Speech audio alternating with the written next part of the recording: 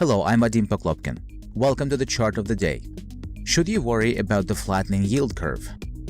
The bull market in stocks is now in its 10th year, and you've probably heard discussions as to what can end it. One factor cited frequently these days is the flattening yield curve. In fact, if you Google the phrase, you'll get 13 pages worth of results. The yield in question is the interest rate you get when you buy US Treasuries. The curve is the difference in yield on 10-year versus 2-year US Treasury notes. Right now, the yield curve has narrowed or flattened to levels not seen since August 2007, says a recent MSN Money article. Many observers see this as a dangerous sign. A flattening yield curve may soon turn into an inverted yield curve when longer-term debt yields less than the short-term.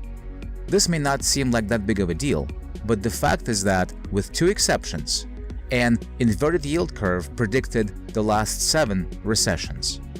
As it's often the case, we have our own take on this indicator. We published this chart and analysis in the December 2017 issue of our monthly Global Market Perspective. There are 2 ways in which flattening can occur. Number 1, bull flattener, when the curve flattens as yields are falling. The 10-year yield is falling faster than the 2-year yield. And number 2, bear flattener, when the curve flattens as yields are rising.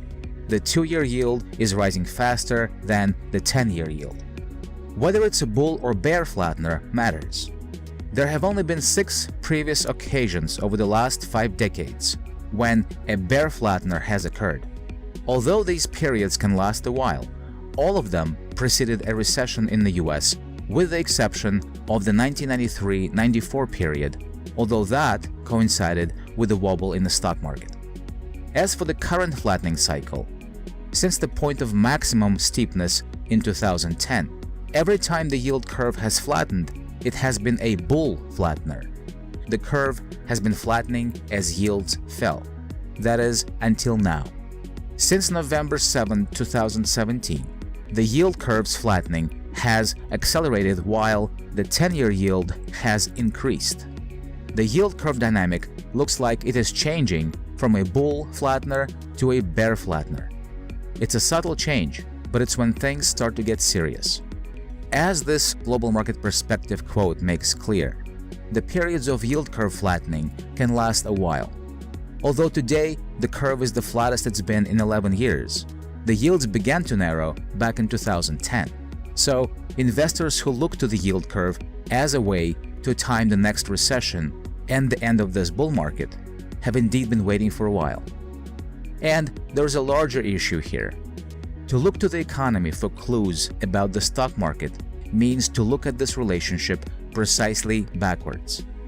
Our research shows that it's the stock market that usually turns first, and the economy follows.